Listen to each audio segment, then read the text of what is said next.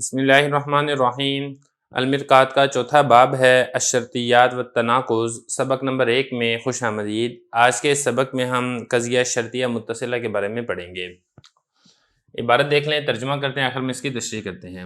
باب الشرطیات قد عرفت معنی الشرطیۃ وہی التي تنحل الى قضیتین والآن نهدیک الى اقسامها ونرشدک الى احکامها۔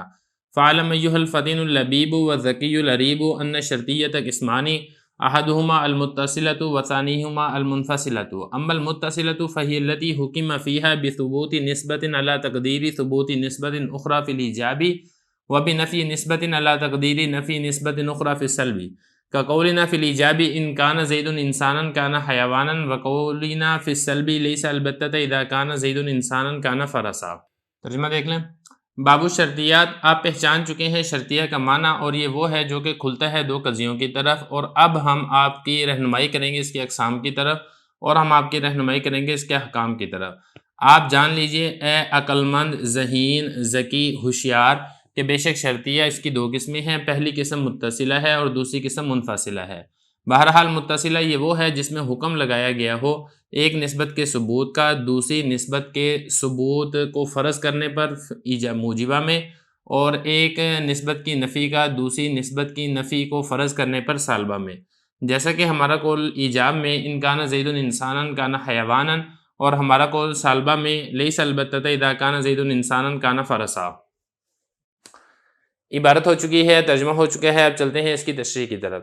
دیکھیں یہ چوتھا باب ہے، اس چوتھے باب کے اندر ہم نے دو باتیں پڑھنی ہیں۔ ایک ہم نے اس میں شرطیات، قضیہ شرطیہ کی جو اقسام وغیرہ ہیں، احکام ہیں، ہم اس کے بارے میں بڑی تفصیل کے ساتھ پڑھیں گے، اور اسی طریقے سے جو تناقض ہے، تناقض کی تعریف کیا ہے، تناقض کی شرطیں کون سی ہیں، تناقض کی اقسام کون سی ہیں، وہ ساری کی ساری ہم انشاءاللہ اسی باب کے اندر تفصیل کے ساتھ پڑھیں گے۔ تو سب سے پہلی بات جو ہے حضرت فرما رہے ہیں کہ شرطیہ کا معنی، یہ جو باب ہے شرطیات سے متعلقہ ہے۔ قضیہ شرطیہ کا معنی آپ پہچان چکے ہیں۔ قضیہ شرطیہ میں کیا ہوتا ہے کہ دو قضیوں کی طرف وہ قضیہ کھلتا ہے، مطلب اس میں دو قضیے ہوتے ہیں، پہلے تفصیل ساری گزر چکی ہے کہ اس میں جو پہلا قضیہ ہے اس کو مقدم کہا جاتا ہے، دوسرا قضیہ ہے اس کو تالی کہا جاتا ہے۔ اب یہ جو باب ہے اس کے اندر کیا ہوگا، اس میں اسی قضیہ شرطیہ کی احکام اور اس کے مسائل اور اس کی اقسام کو ذکر کیا جائے گا۔ یہ بتا رہے ہیں والآن نہدیک الی اقسامہا، اور اب ہم آپ کی ہدایت کرتے ہیں، مطلب ہم آپ کی رہنمائی کر رہے ہیں اس قضیہ شرطیہ کی اقسام کی طرف، اور نرشدو کا اس کا مطلب یہی رہنمائی کرنا ہی ہوتا ہے، ہم آپ کی رہنمائی کریں گے اس کے احکام کی طرف۔ تو اس کے بعد آگے حضرت نے جو طالب علم ہے، یہ جو استاد ہے جو کہ پڑھ رہا ہے کتاب، اس کے بارے میں فرمایا اے عقل مند، ذہین، ذکی، ہوشیار، مطلب یہ اچھی صفات ان کے نام رکھے گئے ہیں، یہ اچھی صفات کے ساتھ مخاطب کیا گیا ہے کہ قضیہ شرطیہ اس کی دو قسمیں ہیں۔ ان میں سے جو پہلی قسم ہے اس کا نام اس کو متصلہ کہتے ہیں، اور جو دوسری قسم ہے اس کو منفصلہ کہتے ہیں۔ اب یہ ہوتا کیا ہے وہ آگے بتا رہے ہیں۔ اما المتصلۃ فہی التی حکم فیہا، متصلہ میں کیا ہوتا ہے؟ متصلہ میں یہ ہوتا ہے کہ نسبت کے ثبوت کا حکم لگایا گیا ہوتا ہے دوسری نسبت کے ثبوت کو فرض کرنے کی تقدیر پر موجبہ میں، اور اسی طریقے سے ایک نسبت کی نفی کا حکم لگایا گیا ہوتا ہے دوسری نسبت کو نفی یا منفی فرض کرنے کی تقدیر پر سالبہ میں۔ مثال سے بات سمجھ میں آئے گی، جیسا کہ پہلے عبارت دیکھ لیں۔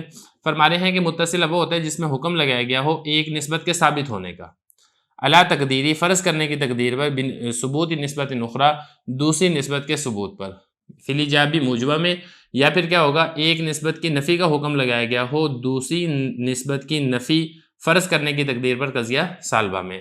موجبہ کی مثال کیا ہے؟ موجبہ کی مثال حضرت بتا رہے ہیں ان کان زید انسانا کان حیوانا۔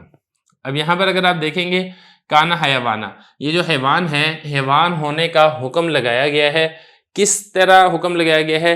اس اعتبار سے حکم لگایا گیا ہے زید کو انسان فرض کرنے کی تقدیر پر، یعنی اگر زید انسان ہے تو پھر اگر ہم نے زید کو انسان فرض کر لیا ہے تو اس تقدیر پر ہم نے اس کے اوپر حیوان ہونے کا حکم لگایا ہے۔ یہ تو ہو گیا موجبہ کی مثال۔ ذرا عبارت دیکھ لیں۔ فرما رہے ہیں کہ ہماری اس کی مثال ہے ایجاب میں اذا کان زید انسانا، اگر زید انسان ہے، کان حیوانا تو وہ حیوان ہے۔ اور سالبہ کی مثال کیا ہے؟ لیس البتۃ اذا کان زید انسانا، ایسی بات نہیں ہے کہ اگر زید انسان ہے تو وہ فرس ہو۔ اب یہاں پہ دیکھیں جو فرس ہے، فرس کی نسبت کی نفی کا حکم لگایا گیا ہے کس تقدیر پر؟ اس تقدیر پر کہ زید کے انسان کی نفی ہونے کی تقدیر پر، تو اس کو کہا جاتا ہے قضیہ سالبہ۔